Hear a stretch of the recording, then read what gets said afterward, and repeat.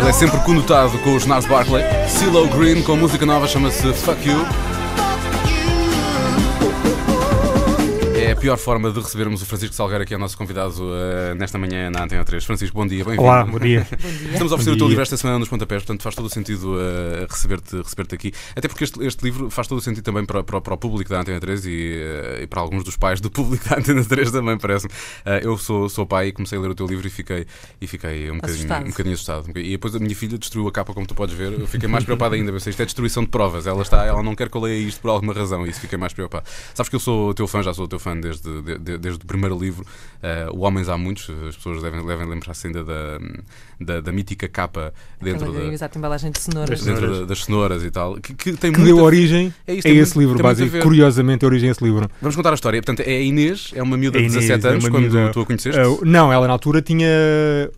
Eu, quando escrevia para o Diário de Notícias, para a Notícias Magazine, começava a receber uns mails de uma pessoa, como recebia de muitas outras pessoas, que respondia, agradecia-lhe aquilo que me dizia, nada de mais. Até que sai o Homens Há Muitos, com a tal capa com as cenouras, para mim, uma capa perfeitamente inocente. Mesmo, perfeitamente inocente. Sim, eu acho, mas é verdade. Eu acho que até a mente se calhar mais brincalhona ou não sei, eu acho que olhas para aquilo, a última coisa em que consegues pensar é uma coisa sexual. Não tem a ver com a questão de ser fálico ou não, mas tem a ver com o facto dos homens estarem embalados e, portanto, homens há muitos, já estão todos dentro desta embalagem. Mas não tinha esta conotação fálica de uma menina que me manda um mail um dia a falar precisamente dessa conotação com fálica 11 anos, não é? E mais, e que tem umas gotinhas a escorrer no invólucro das cenouras.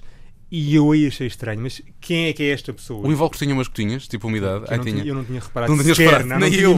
Não tinha mesmo. Já li o livro. O que espanta é precisamente a idade da pessoa que te enviou o e-mail, não é? E então eu vou ver e de facto reparo no Outlook, já tinha recebido vários mails dessa pessoa e ela a partir daí passa a mandar-me cada vez mais mails. Não sei se por o livro ter algumas cenas de sexo isso levou a que ela começasse a mandar mails, e os mails que ela mandava eram cada vez mais sexualizados. O que eu achava muito estranho, e até que pergunto a idade, ela devia ter uns 11 na altura, eu achei estranhíssimo. Claro. Para além de estranho, era quase um choque. Como é que era possível? Sentias que era ela, de certa forma, a tentar fazer alguns avanços para ver como é que tu reagias? Ou era mesmo a linguagem dela que era assim, ela já estava... Era tudo, mas eu acho que ao mesmo tempo havia uma tentativa de choque para ver se ela me conseguia chocar. A ver até onde é que eu ia, porque basicamente ela, como não tinha relações com pessoas mais velhas em termos de parentais, portanto queria ver o que é que um homem mais velho, qual era o limite que lhe impunha, basicamente. E até que ela me vai começando a contar ao longo de vários mails várias situações que se passavam entre ela e os amigos e as amigas. Eu honestamente, inicialmente achei aquilo tudo uma fantasia, de uma miúda novinha, nada mais do que isso. Até que uns 2 anos mais tarde, ela vai sair à noite a um local, eu também iria nessa noite, acabamos por combinar mais ou menos, encontramos lá, conheço ela, conheço os amigos e começo a ver que se calhar algumas coisas que ela me dizia... Afinal não é mentira. Não era mentira. Pronto, e é a partir daí que eu começo a estar muito mais atento aos mails que ela me foi mandando subsequentemente e começo a guardar os mails numa tentativa de... Pode ser que isto dê um artigo mais tarde. Tu pensaste logo, um artigo, ok. Pois, exato, é isso que eu te ia perguntar. Tu imediatamente pensaste, está aqui uma grande história para contar. Para um artigo. Ainda era muito básico para mim naquela altura. Pois. É um artigo que não tenho aqui não tomava essa forma ainda. Para muito mais. Até que as coisas eram uma escalada. E há uma altura que eu digo, isto não é um artigo. Isto é um livro. Isto é um livro. Pois, porque tem coisas a mais, não é? Tem coisas a mais. E depois a minha questão era, qual é que é a última página? Onde é que isto vai acabar, não é? Eu posso dizer-te, até aqui da página 221, 221, sim, é aí que acaba. Não te posso dizer a última frase, senão as pessoas vão ficar. Nem posso ler a primeira sequer, tem logo aqui uma asneira, é uma coisa. Mas pronto, para as pessoas. Deixar para os nossos ouvintes. As pessoas vão ler, e eu acho que as pessoas devem ler este livro, especialmente os pais, e não só porque acho que tu és um autor que chega facilmente às pessoas. Mas pronto, a Inês, nome fictício, não é? Não é a nossa Inês que está aqui. Não. Nome fictício, começou a falar contigo primeiro aos 11 anos, chegaste a conhecê-la pessoalmente mais tarde. E tu, quando escreves o livro, escreves na fase em que ela tinha 17, não é? Portanto, em que já lhe Não, eu comecei um bocadinho mais cedo. Ela devia ter aí uns... Não, mas na história. Ela na história tem 17 anos. Ela na história passa por várias idades ao longo da história. Ela vai voltando atrás. Exatamente. Basicamente todo o livro acaba por ser um flashback gigantesco. Ela vai recuperando episódios da vida dela. Portanto, na vida real, digamos assim, acompanhaste-a entre que idades? Eu conhecia, enfim, eu comecei a receber os mails dela, ela devia ter uns 11 anos, mais ou menos, 10, 11 anos, por aí. E depois, até hoje, que vou trocando e-mails com ela, vou de vez em quando falando com ela, portanto tenho-a acompanhado nos últimos 7 anos da vida dela. Mas quando a conheces, acompanhaste-a mesmo, ou seja, fizeste quase uma espécie de trabalho de campo com ela? Claramente. Né? As primeiras vezes não era para ser trabalho de campo, de maneira nenhuma, as primeiras vezes mas o que é isto? Porque eu na altura... Mas o que é o trabalho de campo numa situação destas? Isto é importante, convém aqui referir. É isso que o Francisco dizia, não é? Acompanhar numa saída à noite ou Saías à noite. Sair à noite, estar com ela, porque para mim na altura que nem era muito o trabalho de campo, era mais que realidade é esta que eu desconheço. Na altura fazia o Templo dos Jogos na SIC, portanto escrevia para adolescentes, e foi o meu grande erro, que era, eu achava que sabia tudo sobre adolescentes. E foi isso que me levou a... Eu acho que isso é sempre o grande erro de muita gente, é achar que sabe tudo sobre adolescentes e surpreendendo-nos sempre. Isso é o que é engraçado, é que mesmo nós, que temos já uma visão diferente sobre as coisas e continuamos a ler muito e estar muito atentos, quando achamos isso, que sabemos perfeitamente o que é que... Eu acho que como é que fomos adolescentes não há tanto tempo assim, não é? Não há tanto tempo como os nossos pais, então se calhar achamos que ainda... pois, eu bem sei como é que era quando eu fazia, e afinal já mudou tudo. As coisas mudaram. E nós achamos que era... Não, os nossos pais não sabiam como nós nos comportávamos, nós agora vamos saber como é que os mais a mim não me enganam, não é? O problema é que não é diferente, de facto, as coisas mudaram completamente. A culpa é da internet, como se costuma dizer. Eu agora podia encarnar num taxista e dizia: a culpa é da internet ou não? Eu acho que o problema hoje em dia é que há demasiadas ofertas e muito pouca orientação. Há demasiados bares, há demasiado dinheiro na mão dos adolescentes. Mas aí a culpa é dos pais. Há uma culpa generalizada. Eu acho que há aqui 2 níveis que devia ser a grande preocupação após as pessoas lerem um livro. Primeiro é o nível em casa, o nível dos pais, e o segundo é na escola. Porque eu acho que estes 2 momentos têm que agir, de certa maneira, em conformidade, não é? Sim. Os pais têm que saber o que é que se passa, têm que capacitar os filhos de terem armas para poderem não levar a que aconteça o que aconteceu com o Inês, mas caso os pais não consigam fazer isso, tem que haver a escola, que tem que ser o segundo reduto para prevenir que isso aconteça. Por exemplo, a minha filha tem 2 anos e meio, nunca lhe dei mais que 20 euros, portanto já sou eu a controlar para ela não perder a cabeça, assim, para começar bem cedinho. Quando nós começámos a falar do que se passou e do que é que a Inês disse, mas não entramos ainda em pormenores, não vamos entrar totalmente em pormenores, mas quando falamos de coisas que nos chocam a nós, porque nós não fazíamos na nossa altura, de que é que estamos a falar? Diogo, basicamente o que se passa neste livro é... Há coisas que havia no nosso tempo, nomeadamente álcool e algumas drogas, só que hoje isso é levado a um extremo de eu tenho que ser melhor do que o meu amigo, porque se o meu amigo bebeu uma garrafa de whisky, eu se calhar vou ter que beber a garrafa de whisky e dar umas linhas de coca a seguir, e a seguir eu vou ter que ir para uma orgia. E porque vou ser o maior do mundo, porque ainda por cima, depois... Eu tenho 2.000 amigos no Facebook e tenho a pressão de que tenho que ser melhor do que toda a gente. E, portanto, há aqui uma pressão brutal hoje em dia que os adolescentes têm e que não sabem muito bem como lidar com ela. E o problema é que depois tu sais à noite e sabes onde é que estão os dealers. Eles vêm ter contigo facilmente e não sabes o que é que eles sequer estão a vender.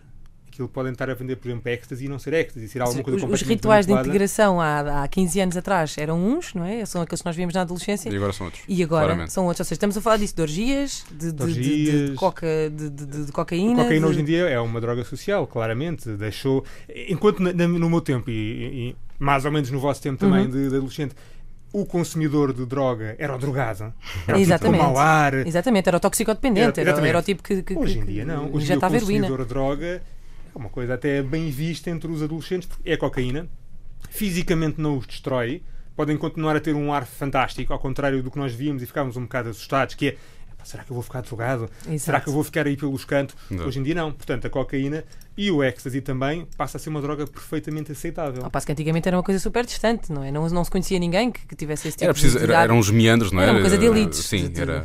Claramente. E depois hoje em dia começa cada vez mais, e que não é referido no livro, mas também começa a ver, que são chamadas as drogas legais, que são drogas que não há nenhuma legislação que as proíba, ninguém sabe muito bem... Os Kit Kats e essas coisas, não é? Exatamente, e que a pessoa vai a uma loja, se quiser, no bairro alto e compra até à meia-noite. O que é um Kit Kat? Desculpa, eu estou ainda mais... Há substâncias agora, uma salvo erro, é um Kit Kat para mim, divides aquilo aos bocadinhos, aquilo o mundo para e não sei o que. Não, Kit Kat na verdade é o que se chama, porque a substância tem um nome começado por capa, qualquer coisa mina, não sei explicar, agora já não me lembro, mas acho que é um fertilizante para... Tu não és mesmo aquela Inês do livro, pois não? Não sou. É um fertilizante para plantas e outro é um medicamento para cavalos, salvo erro, usado em veterinário. Bom, então eu ando a precisar de sair à noite, então, claramente ando a precisar de sair à noite. Muito bem. Estamos à conversa com o Francisco Salgueiro a propósito do novo livro O Fim da Inocência. Até da minha, pelos vistos, porque há coisas que eu não fazia. O Kit Estás a aprender, vês? Sim, faça uma pausa com Kit Kat, não era isso? São pausas diferentes, pelos vistos. Ficámos a 26 minutos das 10 da manhã. A seguir, e esta faz todo o sentido, I Love the Way You Lie. Eminem com Rihanna na Antena 3. É nosso convidado esta manhã o Francisco Salgueiro, autor de vários livros, mas agora autor do último, O Fim da Inocência, que é autor de vários livros. O último não, o mais recente. O mais recente. Se não era o último que ele ia escrever na vida. O último era o último de sempre. Não é? Isso é coisa, por acaso, temos estado só a falar do livro, não temos estado a falar da tua carreira para lá disso, mas eu costumo dizer que tu és das pessoas que têm mais facilidade em escrever à face da terra, porque tu lanças um livro, passado 3 meses estás a lançar outro livro logo. Bem, era bom que assim fosse. Não, eu tenho andado a lançar uma média de ano e meio, vá lá, mais ou menos. Entre cada um dos livros. Tu tiveste aquela tua primeira trilogia, vamos chamar a trilogia, como é que eu lhe hei de chamar? Era romântico. Uma comédia romântica. Sim. Eram basicamente sim, eram os 3-4 primeiros. Cinematograficamente falando, seriam comédias românticas. Depois, levaste a coisa para outro nível, algo um bocadinho mais sério. Agora, no último romance, aliás, no penúltimo. No penúltimo, A Praia da Saudade. Aí foi mesmo sério. Antes tinhas abordado o tema da psicanálise no Leite em Copacabana. E agora estás a falar desta questão que é totalmente polémica. Isto foi pensado? És tu já a querer afastar-te um bocadinho daquela tua imagem inicial? Ou... Não, aquilo que eu acho que é fundamental e acontece muito com os escritores, acabam por contar a mesma história sobre outra vertente. E há uma altura que é muito cansativo.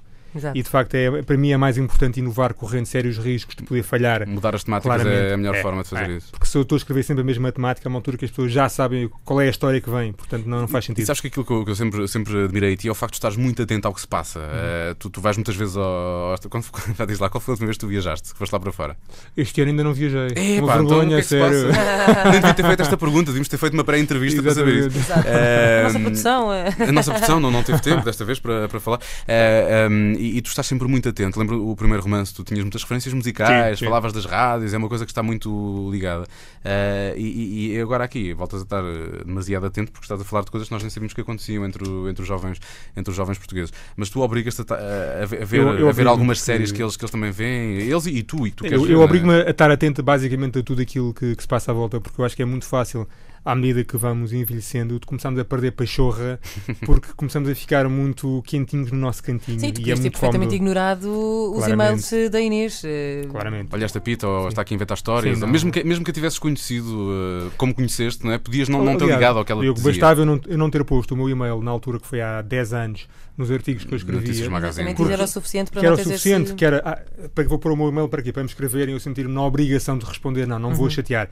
E portanto há um esforço da minha parte que é para me manter sempre atento, porque senão é muito fácil a pessoa de repente começar com aquela frase que é no meu tempo, que era. Pronto, isso é terrível. Quiseste com este livro, obviamente é uma grande história para se contar e é incrível, mas quiseste ao mesmo tempo fazer uma espécie de alerta no sentido das pessoas têm que saber disto. Os pais leiam isto. Claramente um alerta para os pais, porque esta é a minha posição. Se eu achava que sabia muito sobre os adolescentes e não sei, parte do princípio que a maior parte dos pais então não saberá mesmo. Portanto, em primeira análise é um alerta para pais e para educadores. Atenção que isto pode acontecer em vossa casa. Claramente. Não é? E em segundo lugar, que tem acontecido muito, é para os próprios adolescentes estarem a ler muitos que conhecem esta realidade, e portanto para eles é como se fosse um livro de ação, claramente. Exato. Para outros que não estão dentro bem da realidade, ficarem também eles alerta que aquilo acontece à volta deles e não acontecer como acontece com a Inês do livro, que é de repente ver-se envolvida por este turbilhão porque achou graça e também ela própria não sabia que acontecia, mas também queria. Quem não ouviu a primeira parte da conversa há bocadinho, portanto, a Inês, estamos a falar de uma jovem,